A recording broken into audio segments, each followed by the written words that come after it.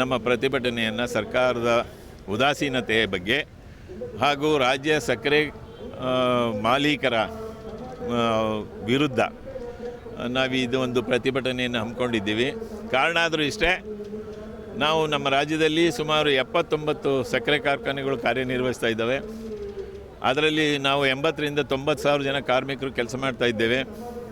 ನಾವು 1990ರಿಂದ ರಾಜ್ಯ ಮಟ್ಟದಲ್ಲಿ ಪ್ರತಿ 4 ವರ್ಷಕ್ಕೆ ವೇಜ್ ಬೋರ್ಡ್ನ ನಮ್ಮದು ವೇತನ ಪರಿಷ್ಕರಣೆನ ಪ್ರತಿ 4 ವರ್ಷಕ್ಕೊಮ್ಮೆ ಮಾಡ್ಕೊಂಡು ಬಂದಿದ್ವಿ. 6ನೇ ವೇತನ ಮಂಡಳಿವರೆಗೂ ಕೂಡ, ಅಂದರೆ 2014ರವರೆಗೂ ಕೂಡ ಅದು ಸರಿಯಾದ ರೀತಿಯಲ್ಲಿ ಬಂತು.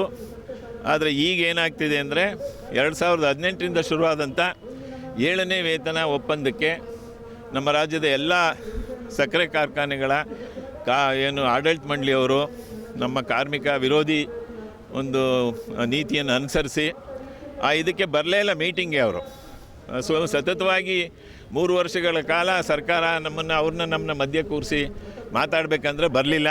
ಕೊನೆಗೆ ಸರ್ಕಾರ ತನ್ನ ಅಧಿಕಾರ ಚಲಾಯಿಸಿ, ನಾವು ಈ ಸಂದರ್ಭದಲ್ಲಿ ನೆನ್ಕೋಬೇಕು, ಅಂದಿನ ಮುಖ್ಯಮಂತ್ರಿಯಾಗಿರ್ತಕ್ಕಂಥ ಸನ್ಮಾನ್ಯ ಶ್ರೀ ಬಸವರಾಜ ಬೊಮ್ಮಾಯಿರವರು ಮೌಖಿಕವಾಗಿ ಆದೇಶ ಮಾಡಿ ಏನಾಗ್ತದೆ ಆಗಲಿ ಒಂದು ಆದೇಶ ಹೊರಡಿಸ್ರಿ, ಕಾರ್ಮಿಕರಿಗೆ ತೊಂದರೆ ಆಗ್ತಾಯಿದೆ, ಅವರಿಗೆ ಸಂಬಳ ಸಾರಿಗೆ ವೇತನ ಪರಿಷ್ಕರಣೆ ಮಾಡಿ ಅಂತ ಹೇಳಿದರು. ಮುಖ್ಯವಾಗಿ ನಾವು ಮಾನ್ಯ ಶ್ರೀಮಾನ್ ಶಿವರಾಮ ಹೆಬ್ಬಾರ್ ಅವರು, ನಮ್ಮ ಕಾರ್ಮಿಕ ಮಂತ್ರಿಗಳು, ಅಂದಿನ ನಮ್ಮ ಸಕ್ಕರೆ ಸಚಿವರು ಕೂಡ ನಮಗೆ ಸಹಾಯ ಮಾಡಿ ಅವರು ಆಡಳಿತ ಮಂಡಳಿಯವರು ಬರದೇ ಇದ್ದರೂ ಕೂಡ ನಮಗೆ 7ನೇ ವೇತನ ಮಂಡಳಿದು ಒಂದು ಆದೇಶ ಹೊರಡಿಸಿದರು. ಅದರಿಂದ ನಮ್ಮೆಲ್ಲ ಕಾರ್ಮಿಕರಿಗೆ ಅನುಕೂಲ ಆಗ್ತದೆ ಅಂತ ನಾವು ಅಂದ್ಕೊಂಡಿದ್ವಿ.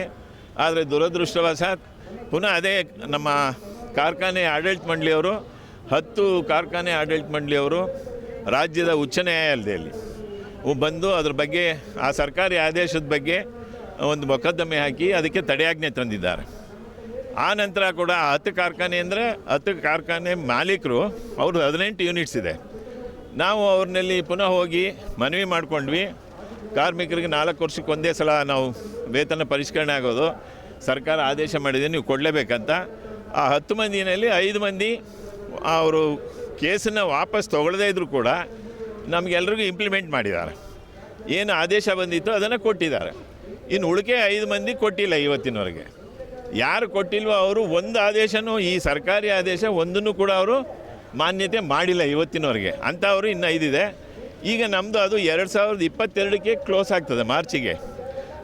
ಏಪ್ರಿಲ್ 22ರಿಂದ ಮಾರ್ಚಿ 2026ರವರೆಗೆ ನಮ್ಮದು 8ನೇ ವೇತನ ಮಂಡಳಿ ಬರಬೇಕಿತ್ತು. ಅದನ್ನು ಘನ ಸರ್ಕಾರ ಏನು ಮಾಡಿದ್ದಾರೆ, ತ್ರಿಪಕ್ಷಿ ವೇತನ ಸಮಿತಿನ ರಚನೆ ಮಾಡಿ ಅದಕ್ಕೆ ಪ್ರತಿ ಸಲನೂ 90ರಿಂದ ಇಲ್ಲಿವರೆಗೆ ಏನು 8 ವೇತನ ಮಂಡಳಿ ಹೇಳ್ತಿದ್ದೀವಿ, ಅದಕ್ಕೆ ಕಾರ್ಮಿಕ ಸಚಿವರೇ ಅಧ್ಯಕ್ಷರು ಮತ್ತು ರಾಜ್ಯ ನಮ್ಮ ಸಕ್ಕರೆ ಸಚಿವರು ಅದಕ್ಕೆ ಉಪಾಧ್ಯಕ್ಷರು ಇರ್ತಾರೆ. ಅದಕ್ಕೆ ಸಕ್ಕರೆ ನಿರ್ದೇಶಕರು, ಕಾರ್ಮಿಕ ಆಯುಕ್ತರು, ಕಾರ್ಮಿಕ ಕಾರ್ಯದರ್ಶಿಗಳು, ಒಂದು ಅಪೆಕ್ಸ್ ಬಾಡಿ ಇದೆ.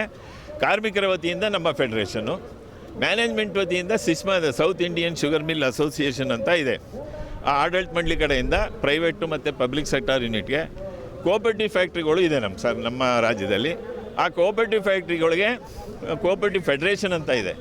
ಅವರಿಬ್ಬರು ನಾವು ಎಲ್ಲ ಸೇರಿ ಅದನ್ನು ತೀರ್ಮಾನ ಮಾಡ್ಕೊಂಡು ಬರ್ತಿದ್ವಿ. ಆದರೆ ಹೇಳಿದ್ನಲ್ಲ, 7ನೇ ವೇತನ ಮಂಡಳಿಗೆ ಅವ್ರು ಬಂದಿಲ್ಲ. ಈ 8ನೇ ವೇತನ ಮಂಡಳಿ ಏನಾಗಿದೆ, 1/4/22ರಿಂದ ಶುರುವಾಗಿ ಮುಂದಿನ ಮಾರ್ಚಿ 2026 ಕೊನೆಗೊಳ್ಬೇಕದು. ಆದರೆ ಇನ್ನೊಂದು 7-8 ತಿಂಗಳಿದ್ರೂ ಕೂಡ ಅದು ಕಾರ್ಯಾರಂಭನೇ ಮಾಡಿಲ್ಲ, ಮೀಟಿಂಗ್ಗಳಿಗೆ ಬರ್ತಾಯಿಲ್ಲ. ಈಗ ಸರ್ಕಾರ ಏನು ಮಾಡಿದೆ, ಇದ್ರ ಬಗ್ಗೆ ಕೋರ್ಟಲ್ಲಿರೋದ್ರಿಂದ ಅಂಥೇಳಿ ಕಾನೂನು ಇಲಾಖೆಯಿಂದ ಒಂದು ಸಲಹೆ ತೊಗೊಂಡ್ಬಿಟ್ಟಿದ್ದಾರೆ. ಆ ಕಾನೂನು ಇಲಾಖೆ ಏನು ಹೇಳ್ತಾರೆ, ಕೋರ್ಟಲ್ಲಿ ನಾವೇನು 7ನೇ ವೇತನ ಮಂಡಳಿದು ಒಪ್ಪಂದ ನಾವು ಆದೇಶ ಮಾಡಿದ್ದೀವಿ, ಅದಕ್ಕೆ ಒಂದು ತಡೆಯಾಜ್ಞೆ ಇರೋದ್ರಿಂದ 8ನೇ ವೇತನ ಮಂಡಳಿ ಬಗ್ಗೆ ಆಗಲಿ ಏನು ಮಾತಾಡಲಿಕ್ಕೆ ಬರುವುದಿಲ್ಲ, ಕೋರ್ಟ್ ಆರ್ಡ್ರ್ ಇದೆ ಅಂತ ಇದೊಂದು. ಈಗ ಅವರು ಈ ಸಬೂಬನ್ನೇ ಇಟ್ಕೊಂಡವರು ಆಡಳಿತ ಮಂಡಳಿಯವರು ಬೇಕಂತಲೇ ಅದನ್ನು ವಿತ್ಡ್ರಾ ಕೂಡ ಮಾಡ್ಕೊತಾ ಇಲ್ಲ. ನಾವು ಈಗ ಸರ್ಕಾರಕ್ಕೆ ನಾವೇನು ಕೇಳ್ತಾ ಇದ್ವಿ ಅಂದರೆ, ಕೂಡಲೇ ತಾವು ಅದು 3 ವರ್ಷ ಆಯ್ತು ಈಗ ಹಾಕಿ, ಅವರು 23ರಲ್ಲಿ ಹಾಕಿರೋದು 3 ವರ್ಷ ಆಯ್ತಾ ಬಂತಿನ್ನೇನು, ನೀವು ಕೂಡಲೇ ಆದೇಶನ ಅವರೇನು ತಡೆಯಾಜ್ಞೆ ತಂದಿದ್ದಾರೆ ತೆರವುಗೊಳಿಸ್ಬೇಕು. ಇಲ್ಲ ಅಂದರೆ ಸರ್ಕಾರದ ನಿಮ್ಮ ಮುಸ್ಲಿದೆ, ಇವ್ರು ಲೈಸೆನ್ಸ್ ಕೊಟ್ಟರೆ ಅವ್ರು ಕಬ್ಬರಿಯೋಕ್ಕಾಗೋದು. ನಾವು ನಿಮ್ಗೆ ಲೈಸೆನ್ಸೇ ಕೊಡೋಂಗಿಲ್ಲ, ನೀನು ವಾಪಸ್ ತೊಗೋ ಅಂತೇಳಿ ಅವರಿಂದ ವಾಪಸ್ ತೆಗಿಸ್ಬೇಕು. ಇದು ನಮ್ಮ ಮೊದಲನೇದು ನಮ್ಮ ಬೇಡಿಕೆ. ಎರಡನೇದು, ಈ 7ನೇ ವೇತನ ಮಂಡಳಿಯಿಂದ ರಾಜ್ಯದಲ್ಲಿ 79 ಕಾರ್ಖಾನೆ ಇದ್ದರೂ ಬರೀ 13 ಕಾರ್ಖಾನೆಯವ್ರು ಮಾತ್ರ ಇಂಪ್ಲಿಮೆಂಟ್ ಮಾಡಿದ್ದಾರೆ, ಮಾಕ್ಯರು ಮಾಡಿಲ್ಲ. ಅದು ಕೂಡಲೇ ಎಲ್ಲರೂ ಕೂಡ ಮಾಡುವಂಥ ವ್ಯವಸ್ಥೆ ಆಗಬೇಕು. ಮೂರನೇದು, ಈಗ ನಾವು 8ನೇ ವೇತನ ಮಂಡಳಿಗೆ ಹೋಗ್ತಾ ಇದ್ದೀವಿ. ಈಗಾಗಲೇ ಅದು ಇನ್ನೊಂದು 7-8 ತಿಂಗಳು ಹೋದರೆ ಅದು ಪೀರಿಯಡೇ ಮುಗಿದೋಗ್ತದೆ. ಹಾಗಾಗಿ ನೀವು ಈ ಕೂಡಲೇ ಎಲ್ಲ ಆಡಳಿತ ಮಂಡಳಿಯವ್ರಿಗೆ ಹೇಳಿ, ಮಧ್ಯಂತರ ಆದೇಶ ಅಂತೇಳಿ 8ನೇ ವೇತನ ಮಂಡಳಿ ಬಗ್ಗೆ ಮಧ್ಯಂತರ ಆದೇಶ ಅಂತೇಳಿ 5,000 ರೂಪಾಯಿ ಇಂಟ್ರಿಮ್ ಅವಾರ್ಡನ್ನು ನೀವು ಅನೌನ್ಸ್ ಮಾಡಬೇಕು ಸರ್ಕಾರ ಅಂತ ಹೇಳಿ ನಮ್ಮ ಪ್ರಮುಖವಾದ ಇವು 3 ಬೇಡಿಕೆ ಇದೆ. ದಯಮಾಡಿ ಇದನ್ನೆಲ್ಲ ನಾನು ಬಿ ನಾಗರಾಜು ಅಂತ ಕರ್ನಾಟಕ ಶುಗರ್ ವರ್ಕರ್ಸ್ ಫೆಡರೇಷನ್ನ ಅಧ್ಯಕ್ಷನಾಗಿ ಕೆಲಸ ಮಾಡ್ತೀನಿ. ನನ್ನ ಪಕ್ಕದಲ್ಲಿರ್ತಕ್ಕಂಥ ಸ್ನೇಹಿತರು DN ಕೃಷ್ಣೇಗೌಡರು, ಇವರು ಪ್ರಧಾನ ಕಾರ್ಯದರ್ಶಿಯಾಗಿದ್ದಾರೆ. ಬಸವರಾಜ್ ಭದ್ರಶೆಟ್ಟಿ ಅಂತೇಳಿ ಇವರು ನಮ್ಮ ಸಹಕಾರ್ಯದರ್ಶಿಯಾಗಿದ್ದಾರೆ. ನಮ್ಮ ಅಲ್ಲಿ ಪ್ರಕಾಶ್ ದೇವಾನ್ಗಿ ಅಂತ ಹೇಳಿ ಅವರು ನಮ್ಮ ಕಾರ್ಯಾಧ್ಯಕ್ಷರಾಗಿದ್ದಾರೆ. ಇನ್ನೂ ಹಲವಾರು ನಮ್ಮ ಸಮೀರ್ವಾಡಿ ಬಯೋ ರಿಫೈನರೀಸ್ ಸಕ್ಕರೆ ಯೂನಿಟ್, ಆ ಯೂನಿಟಿನ ಕಾರ್ಮಿಕ ಸಂಘದ ಅಧ್ಯಕ್ಷರಿದ್ದಾರೆ.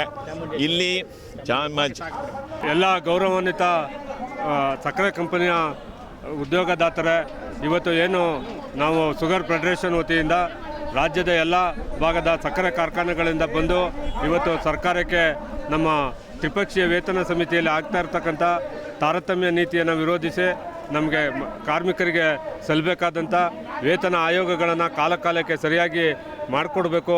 ನಮ್ಮ ಸಕ್ಕರೆ ಕಾರ್ಖಾನೆಯಲ್ಲಿ ದುಡಿತಕ್ಕಂಥ ಕಾರ್ಮಿಕರ ಇವತ್ತಿನ ವೇತನ ಇವತ್ತು ಒಬ್ಬ ನಗರಸಭೆಯಲ್ಲಿ ಕಸ ಗುಡಿಸೋರಿಗಿಂತನೂ ತುಂಬ ಕಡಿಮೆ ಇದೆ. 30 ವರ್ಷಕ್ಕಿಂತಲೂ ಹೆಚ್ಚು ಅಧಿಕ ಸೇವೆ ಸಲ್ಲಿಸ್ತಾ ಇರ್ತಕ್ಕಂಥ ಕಾರ್ಮಿಕರ ಸಂಬಳ ಕೇವಲ ಇವತ್ತು 30,000 ರೂಪಾಯಿ ಇದೆ. ಇವತ್ತು ಒಂದು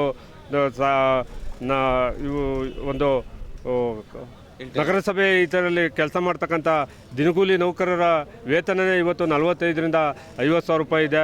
ದಯಮಾಡಿ ಸಕ್ಕರೆ ಕಾರ್ಮಿಕರ ವೇತನ ತುಂಬ ಶೋಚನೀಯ ಸ್ಥಿತಿಯಲ್ಲಿದೆ. ಅದನ್ನು ತಾರತಮ್ಯವನ್ನು ಹೋಗಲಾಡಿಸಿ ನಮಗೆ 8ನೇ ವೇತನ ಆಯೋಗವನ್ನು ಸರ್ಕಾರ ಜಾರಿಗೆ ತರಬೇಕು. ಖಾಸಗಿ ಕಾರ್ಖಾನೆಯವರು ದಾವೆ ಹೂಡಿರ್ತಕ್ಕಂಥದ್ದನ್ನು ಇತ್ಯರ್ಥಪಡಿಸಿ ನಮ್ಮ 8ನೇ ವೇತನ ಈಗ ಏಪ್ರಿಲ್ 2026ಕ್ಕೆ ಮುಕ್ತಾಯ ಆಗ್ತಾಯಿದೆ. ಅದರೊಳಗೆ ನಮಗೆ ಅದು ಸರ್ಕಾರದ ಗೆಜೆಟ್ ನೋಟಿಫಿಕೇಷನ್ ಆಗಬೇಕು. ಅದನ್ನು ಜಾರಿಗೊಳಿಸ್ಕೊಡ್ಬೇಕು ಅಂತೇಳಿ ಸರ್ಕಾರದ ಎಲ್ಲ ಅಧಿಕಾರಿಗಳಿಗೆ ಮತ್ತು ಸಕ್ಕರೆ ಸಚಿವರಿಗೆ, ಕೇನ್ ಕಮಿಷನರ್ಗಳಿಗೆ ಹಾಗೂ ರಾಜ್ಯದ ಎಲ್ಲ ಮುಖಂಡರುಗಳಿಗೆ ನಾವು ಕಾರ್ಮಿಕರ ಪರವಾಗಿ ವಿನಂತಿ ಮಾಡ್ಕೊಳ್ತೀವಿ. ಯೂನಿಯನ್ ಸಮೀರ್ವಾಡಿ ನಾವು ಈ ಸಕ್ಕರೆ ಕಾರ್ಮಿಕರ ಬೃಹತ್ ಪ್ರತಿಭಟನಾ ಕಾರ್ಯಕ್ರಮ ಫ್ರೀಡಂ ಪಾರ್ಕ್ನಲ್ಲಿ ಏರ್ಪಡಿರುವ ಉದ್ದೇಶ ಇಷ್ಟೇ. ನಮ್ಮ 7ನೇ ವೇತನ ಪರಿಷ್ಕರಣೆಗೆ ಕೇವಲ 5 ಜನ ಕಾರ್ಖಾನೆಯ ಮಾಲೀಕರುಗಳು ಸ್ಟೇಯನ್ನು ತಂದಿರೋ ಕಾರಣ ಅದನ್ನು 8ನೇ ವೇತನಕ್ಕೆ ಪರಿಷ್ಕರಣೆಗೆ ಅಡ್ಡಿ ಮಾಡಿರ್ತಾರೆ. ನಾನು ಈ ಮೂಲಕ ನಮ್ಮ ಕಾರ್ಖಾನೆಯ ಮತ್ತು ನಮ್ಮ ಕಾರ್ಮಿಕರ ಮೂಲಕ ಮಾನ್ಯ ಶ್ರೀ ಸಂತೋಷ್ ಲಾಡ್ ಅವರು ಹಾಗೂ ಕಾರ್ಮಿಕ ಸಚಿವರು ಹಾಗೂ ಸಕ್ಕರೆ ಸಚಿವರಾದಂಥ ಶ್ರೀ ಶಿವಾನಂದ ಪಾಟೀಲ್ ಅವರಿಗೆ ವಿನಂತಿಸಿಕೊಳ್ಳುವುದೇನಂತಂದರೆ 7ನೇ ವೇತನಕ್ಕೆ ಅಡ್ಡಿಪಡಿಸಿರ್ತಕ್ಕಂಥ ಸ್ಟೇಯನ್ನು ತಂದಿರತಕ್ಕಂಥ ಕಾರ್ಖಾನೆ ಮಾಲೀಕರಿಗೆ ಹೇಳಿ ಅವರ ವೇತನವನ್ನು ಆ 7ನೇ ವೇತನದ ಹಿಂಪಡೆಯಬೇಕು ಕೇಸನ್ನು, ಹಾಗೂ 8ನೇ ವೇತನ ಪರಿಷ್ಕರಣೆಯನ್ನು ಆದಷ್ಟು ಬೇಗನೆ ಪರಿಹರಿಸಿಕೊಟ್ಟು ಸಾಕಷ್ಟು ನಮ್ಮ ಕಾರ್ಮಿಕರಿಗೆ ಸಹಕರಿಸಿಕೊಡಬೇಕಂತ ಅವರಲ್ಲಿ ಈ ಮೂಲಕ ವಿನಂತಿಪೂರ್ವಕವಾಗಿ ಕೇಳಿಕೊಳ್ತಾ ಇದ್ದೇನೆ.